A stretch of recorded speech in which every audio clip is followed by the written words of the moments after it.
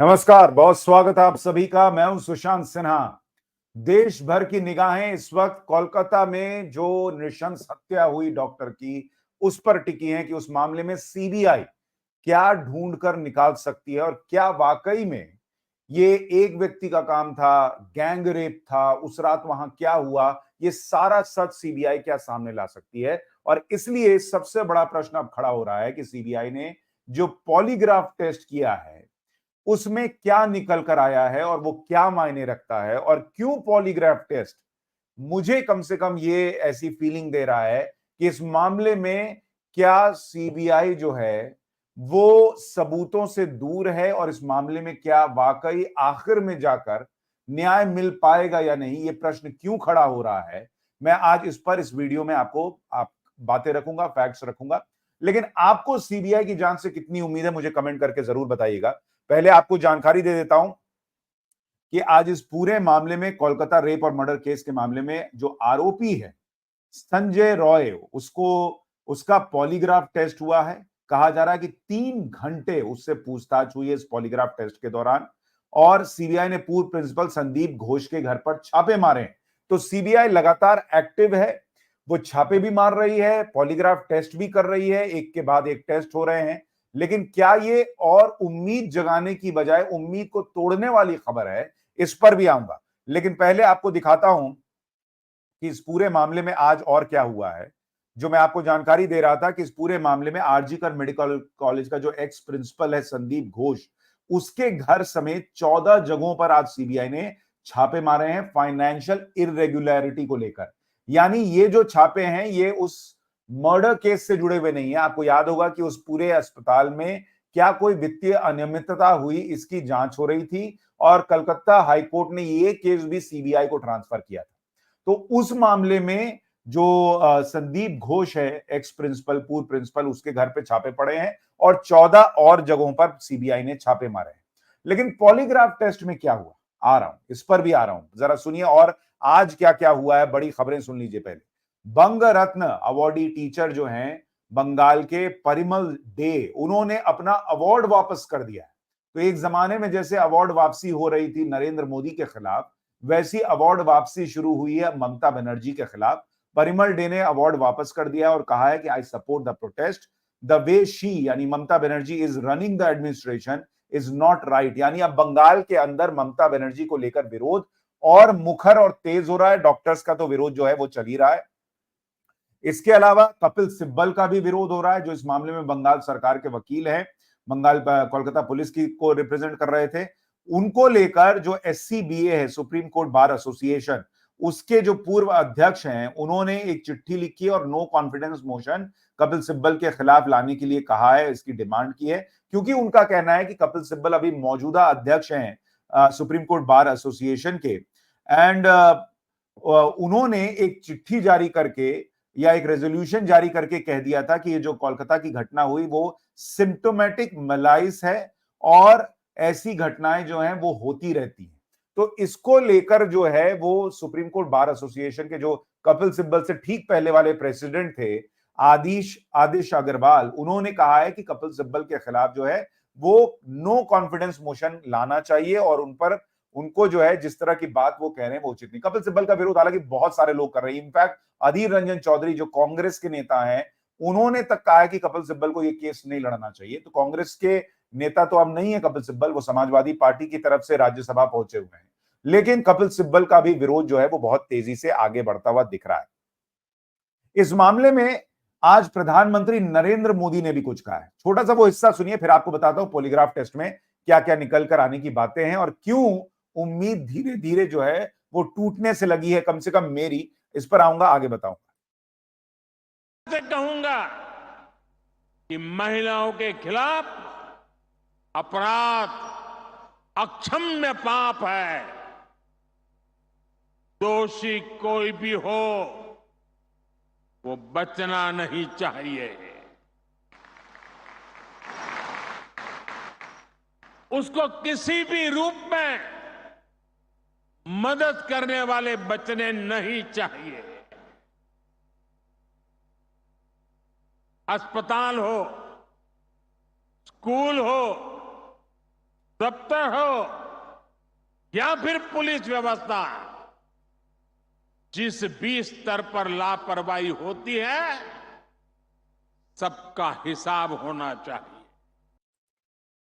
यानी प्रधानमंत्री नरेंद्र मोदी ने साफ साफ शब्दों में कह दिया कि कोई बचना नहीं चाहिए। और उन्होंने देखिए यह भी कहा कि अस्पताल हो या स्कूल हो, यानी जो बदलापुर की घटना है महाराष्ट्र की, उसको भी उन्होंने जिक्र किया। यानी अपनी सरकार है महाराष्ट्र में, तो वहां कुछ हो गया बच्चियों के साथ तो वो छोड़ दो, वैसा हिसाब नरेंद्र मोदी का नहीं है। नरेंद्र मोदी इंडी गठबंधन की तरह नहीं है कि ममता बनर्जी के राज्य में कुछ हो रहा है तो चलो थोड़ा सा दाहिने बाएं देख लो। यूपी में कुछ हो जाए योगी आदित्यनाथ पर या नरेंद्र मोदी से सवाल पूछने का मौका मिल जाए कहीं पर भी, तो उसके बाद जो है वो छाती पीटना शुरू कर दो। नरेंद्र मोदी महाराष्ट्र का भी जिक्र कर रहे हैं, बंगाल का भी जिक्र कर रहे हैं, और कहीं भी महिलाओं के सम्मान के साथ कॉम्प्रोमाइज ना हो इसका जिक्र कर रहे हैं। खैर, अब आता हूं सीबीआई के पॉलीग्राफ टेस्ट पर जो उसने इस मामले में किया है कई अलग अलग आरोपियों का। तो पहले आपको डिटेल बता देता हूं। इस पूरे मामले में कोलकाता के जो आरजी कर मेडिकल कॉलेज का ट्रेनी डॉक्टर से रेप और मर्डर हुआ उसका, तो संजय का पॉलीग्राफ टेस्ट हो गया है आज। सीबीआई और सेंट्रल फॉरेंसिक टीम जो है वो आज प्रेसिडेंसी जेल पहुंची, जहां पर संजय रॉय जो है वो इस वक्त जेल में है। और एक दिन पहले 24 अगस्त को आरजी मेडिकल कॉलेज के पूर्व प्रिंसिपल संदीप घोष का पॉलीग्राफ टेस्ट हुआ। 4 फेलो डॉक्टर का पॉलीग्राफ टेस्ट हुआ, 1 वॉलंटियर का पॉलीग्राफ टेस्ट किया गया। सीबीआई ने आज संदीप घोष के घर पर भी छापा मारा है और कई जगहों पर और ठिकानों पर तलाशी हुई है। अब मोटे तौर पर आप देखेंगे तो सीबीआई जो है इस पूरे मामले में संदीप घोष, 4 फेलो डॉक्टर, यानी टोटल हो गए 5, 1 वॉलंटियर 6, और एक ये जो आरोपी है संजय रॉय, यानी 7 लोगों का पॉलीग्राफ टेस्ट सीबीआई कर चुकी है। अब 7 लोगों का पॉलीग्राफ टेस्ट होना यह अपने आप में एक बड़ा प्रश्न खड़ा करता है कि क्या सीबीआई को उस जगह पर जहां पर क्राइम सीन है वहां पर इस तरह के सबूत नहीं मिले जो सारी कड़ियां जोड़ दें, और इसलिए सीबीआई को पॉलीग्राफ टेस्ट का सहारा लेना पड़ रहा है। इसलिए मैंने कहा कि क्या यह पॉलीग्राफ टेस्ट उम्मीद बढ़ाता है या उम्मीद घटाता है, इस पर चर्चा करनी होगी। क्योंकि पॉलीग्राफ टेस्ट का ट्रैक रिकॉर्ड क्या है, कैसे मामलों में जरूरत पड़ती है वो भी बताऊं, उससे पहले जरा देखिए पॉलीग्राफ टेस्ट होता क्या है, आपको यह भी समझाता हूं। और यह भी ध्यान रखिए कि सिर्फ पॉलीग्राफ टेस्ट की बात नहीं है, 40 आइटम क्राइम सीन से सीज किए गए हैं। ये 40 आइटम क्या उम्मीद जगाते हैं ये भी आगे बताऊंगा, लेकिन पहले पॉलीग्राफ टेस्ट की बात करता हूं। देखिए संदीप घोष और ये जो संजय रॉय है, इन दोनों का पॉलीग्राफ टेस्ट जो है वो सबसे ज्यादा इंपॉर्टेंट है कि ये दोनों सच बोल रहे हैं या झूठ, ये पॉलीग्राफ टेस्ट में निकल कर आ पाएगा। अब पॉलीग्राफ टेस्ट होता कैसे, जरा इसको समझिए। पॉलीग्राफ टेस्ट दरअसल क्या है कि एक मशीन लगी हुई होती है और इसमें इसको व्यक्ति से अटैच कर दिए, जैसे आप फोटो में देख रहे हैं, पीछे भी मैंने बैकड्रॉप में भी रखा है, उस तरह से ऐसे छाती पर वगैरह वगैरह जगहों पर, और उसको इक्विपमेंट्स को जोड़ दिया जाता है जिससे कि सेंसर्स जिसमें लगे होते हैं, और जो सिग्नल मिलता है उसको एक पेपर पे वो ग्राफ जैसा जो है वो बनता चला जाता है, जैसे आप यहां पीछे देख रहे हैं, तो वो ग्राफ जैसा बनता चला जाएगा। 6 सेंसर अटैच किए जाते हैं। अब कहा यह जाता है कि जब आप किसी चीज को छुपाने की कोशिश करते हैं तो उसमें क्या है, दिल की धड़कन या तो बढ़ती है या घटती है ना। जब आप नॉर्मल बात कर रहे हैं तो नॉर्मल चलेगा, लेकिन अचानक से जब कुछ होता है कि कुछ झूठ बोलना है, दिमाग किसी और डायरेक्शन में काम करना शुरू करता है, तो दिल की धड़कन भी ऊपर नीचे होती है। तो उसी चीज को ये पकड़ता है और इसको जो है रिपोर्ट में उतारता है, जिससे पता चलता है कि भाई किस सवाल पर ये चीज गड़बड़ाई या हुई। तो रिकॉर्ड क्या क्या होता है, व्यक्ति को सांस लेने की जो गति है, जो ब्रीदिंग रेट है, भाई ऐसी कोई बात आपने कर दी जिसमें एकदम सांस की गति बढ़ गई तो पता चलता है यहां कुछ गड़बड़ है, झोल है, तो इसमें आदमी समझ जाता है कि सामने वाला झूठ बोल रहा है। व्यक्ति का पल्स यानी हार्ट बीट जो है वो उसको चेक करते हैं। ब्लड प्रेशर कहीं ऊपर नीचे तो नहीं हो रहा है, इसको चेक करते हैं। शरीर से निकलने वाला पसीना, कई बार आदमी क्या होता है झूठ बोलता है तो पसीने पसीने हो जाता है, तो उसको भी पॉलीग्राफ टेस्ट में चेक करते हैं। और कभी कभी पॉलीग्राफ मशीन व्यक्ति के हाथ और पैरों के मूवमेंट को भी रिकॉर्ड करती है, कि जब आदमी नहीं होता है कभी कभी परेशान होता है तो तेजी से पैर हिलाने लगता है, कभी कभी जो है वो नाखून जो है वो ऐसे करने लगेगा, उंगलियां कुछ इस तरह से भींच रहा है, इस तरह की चीजें जो है ये पॉलीग्राफ टेस्ट में जो है वो चेक की जाती है कि इंसान जो है वो नॉर्मल बिहेव कर रहा है हर सवाल पर जैसा कि उसको करना चाहिए, या कुछ डिफरेंट कर रहा है। तो यही चीज जो है वो संजय रॉय और संदीप घोष के अलावा और लोगों के साथ भी हुई है, जिन 4 ट्रेनी डॉक्टर्स ने खाना खाया था साथ में उस रात जिस पीड़िता के साथ, तो उनका भी हुआ है, एक वॉलंटियर का भी हुआ है। तो सब क्या सही बोल रहे हैं या नहीं, इसको चेक करने का प्रयास है।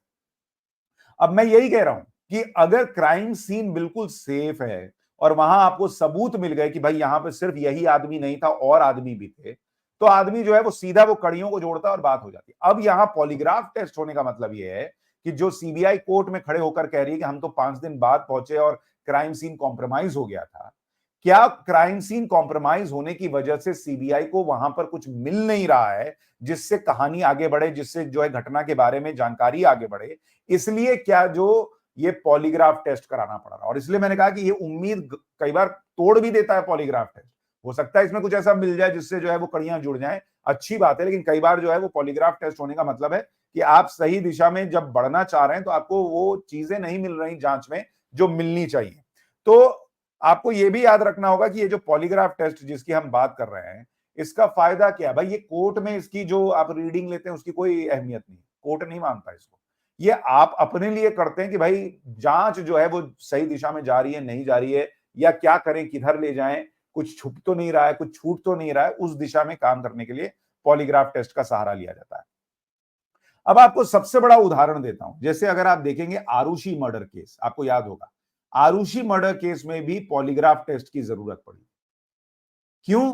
क्योंकि आरुषि मर्डर केस में भी यह आरोप लगा था कि क्राइम सीन कॉम्प्रोमाइज हो गया था, छत पर जो सबूत मिले थे वो कॉम्प्रोमाइज हो गए थे, और लास्टली क्या हुआ? लास्टली यह हुआ कि जिन माता पिता को सजा हुई आरुषि के मर्डर के मामले में वो भी छूट गए, और बाद में जो उस वक्त के सीबीआई चीफ थे एपी सिंह, उन्होंने कहा था कि evidence was insufficient to prosecute Talwar, says former CBI chief AP Singh. और उन्होंने कहा था कि there were several constraints before the CBI when it took over the investigation, and the most crucial one was the crime scene, which was severely compromised after the Uttar Pradesh police's initial probe. अब मैं आपको ये सबसे बड़ा उदाहरण इसलिए दे रहा हूं कि आपको समझ में आए कि क्राइम सीन कॉम्प्रोमाइज हो जाना बहुत बहुत बड़ी समस्या खड़ी करता है उस पूरे घटनाक्रम को समझने में और सबूतों के साथ आरोपियों तक पहुंचने और उन्हें सजा दिलाने में। भाई आप आज की डेट में मान लीजिए किसी को भी पकड़ लीजिए, आप कहिए कि ठीक है हमको लग रहा है कि ये इसमें है और हमारे पास सबूत है, लेकिन वो सबूत जो आप कह रहे हैं वो कोर्ट में टिकेगा या नहीं, या ठहरेगा या नहीं, ये सबसे बड़ा प्रश्न होता है। तो जैसे आरुषि के मामले में अंततः सब छूट गए, उसी तरह से इस मामले में भी क्या सीबीआई जो है वो आरोपी को अगर पकड़ भी ले, किसी और का नाम आ भी जाए, क्या उसको सजा दिला पाएगी? ये सबसे बड़ा प्रश्न है। अभी उम्मीद नहीं छोड़नी चाहिए, लेकिन दिल बैठने लगता है ये चीजें सुनकर जब कहा जाता है कि 5 दिन बाद हम जो है वहां पर पहुंचे और क्राइम सीन कॉम्प्रोमाइज हो गया और उसके बाद पॉलीग्राफ टेस्ट होना। लेकिन इसमें उम्मीद की एक किरण ये भी है कि इस पूरे मामले में अगर आप देखेंगे कि इस पूरे मामले में 40 आइटम जो हैं वो सीज किए गए। जैसे एफएसएल एक्सपर्ट्स ने जो क्राइम सीन से चीजें इकट्ठा की थी वो, इसके अलावा 9 incriminating article seized from the position of Sanjay Roy like his clothes and undergarments. तो इससे संजय रॉय को दोषी साबित करने में तो मदद मिलेगी, लेकिन क्या संजय रॉय के अलावा कोई था या नहीं था, यह साबित करने के लिए संजय रॉय के कपड़े तो काम नहीं आएंगे। The seized items also include his bike and helmet and sandals which were used by him before and after commission of crime. The extraction of data by making clone copies from the seized mobile of the accused was done by experts in court in presence of the magistrate for probe purpose. Some of the footage of camera जो है numbers 8 and 16 from the hospital, ये सारी चीजें मतलब जो CCTV footage है उसको CBI ने अपने पास रखा हुआ है, इसका मोबाइल क्लोन किया है कि ये किससे बात कर रहा था, किसको मैसेज कर रहा था, क्या कर रहा था। तो ये सारी चीजें अभी भी पूरी तरह से उम्मीद को टूटने नहीं देती। लेकिन सवाल ये खड़ा होता है ना कि चूंकि वहां क्राइम सीन पर को मतलब सील ही आपने बहुत देर बाद किया, ये तो हाई कोर्ट में भी पता चल गया, सुप्रीम कोर्ट में भी पता चल गया, उसके बाद उस तरफ कंस्ट्रक्शन का होना, वहां लोग गए, क्या हुआ नहीं हुआ, तो अब उस मतलब आप समझिए कि आप भूसे की उसमें से आप आप जो है सुई ढूंढ रहे हैं। तो इसलिए ये बहुत कठिन है। और पॉलीग्राफ टेस्ट में अब अभी तो किसी को नहीं पता क्या पॉलीग्राफ टेस्ट में इस संदीप घोष ने, संजय रॉय ने कोई ऐसी चीज बताई है। भाई अब संदीप घोष के लिए एक चीज और समझिए, संदीप घोष डॉक्टर आदमी है और इसने अपने पॉलीग्राफ टेस्ट का विरोध भी नहीं किया। कोर्ट में पूछा गया कि तुमने पॉलीग्राफ टेस्ट का विरोध क्यों नहीं किया, तो उसने कहा कि भाई मुझे उम्मीद है कि मैं अपने आप को सच्चा साबित कर पाऊंगा कि पॉलीग्राफ टेस्ट के जरिए कि भाई मैंने कुछ गलत नहीं किया। हो सकता है कुछ गलत ना किया हो, लेकिन एक चीज ध्यान रखिए कि ये व्यक्ति डॉक्टर है, इसको पूरी समझ है कि भाई पॉलीग्राफ टेस्ट के समय सांस जो है, धड़कन जो है, उसको कैसे मॉनिटर किया जाता है और उस वक्त चीजें कैसे कंट्रोल करनी है, ये इसकी जानकारी में। दूसरा व्यक्ति जो है संजय रॉय, ये आदमी भी पुलिस से जुड़ा हुआ रहा है, तो इसको भी तो जानकारी होगी ही कि पॉलीग्राफ टेस्ट में क्या होता है, नहीं होता है। बाकी जो 4 ट्रेनी डॉक्टर हैं, वो भी डॉक्टर हैं। इसलिए मैं कह रहा हूं ना कि ये सामान्य केस नहीं है, सामान्य लोगों का पॉलीग्राफ टेस्ट नहीं हो रहा है, जिनको पता नहीं है कि भाई कैसे क्या चीजें करनी है, कैसे सांस ऊपर नीचे होती है, तो पॉलीग्राफ टेस्ट में क्या होता है। इनको पॉलीग्राफ टेस्ट का A to Z पता है और इसलिए चुनौती और बढ़ जाती है। हो सकता है ये पाक साफ हो, इसलिए चीजें नॉर्मल आए, लेकिन ये भी है कि भाई इनको सारी जानकारी है, तो क्या सारी चीजें नॉर्मल आना ही एक उम्मीद है कि भाई यही होगा। इसलिए ये केस उलझता जा रहा है और सीबीआई का बहुत जल्द कुछ कहना नहीं इस मामले में। अब पीड़िता के जो माता पिता हैं वो भी कह रहे हैं यार बहुत टाइम लग रहा है, हमको सीबीआई से उम्मीद थी। सुशांत सिंह राजपूत के केस में आज तक पता नहीं सीबीआई ने क्या जांच की है, किसी को नहीं पता। तो सीबीआई का ट्रैक रिकॉर्ड वैसे अच्छा है, लेकिन चूंकि यहां क्राइम सीन कॉम्प्रोमाइज होने की बातें हैं और पॉलीग्राफ टेस्ट तक मामला पहुंच गया है, तो उम्मीद अब 50-50 बची है कि क्या संजय रॉय के अलावा भी वहां कोई था, ये पता चल पाएगा या नहीं चल पाएगा, ये कहना मुश्किल है। लेकिन मैं तो कहूंगा उम्मीद का दामन पकड़े रहिए, देखिए क्या होता है। पर आपको लग क्या रहा है, क्या सीबीआई इस केस को पूरी तरह सॉल्व करके और लोग थे नहीं थे ये पता कर पाएगी या नहीं, और कोर्ट में क्या दोषियों को सजा दिला पाएगी या दोषी को सजा दिला पाएगी? आपको क्या लग रहा है सीबीआई की जांच को देखकर? कमेंट करके जरूर बताइए। नमस्कार।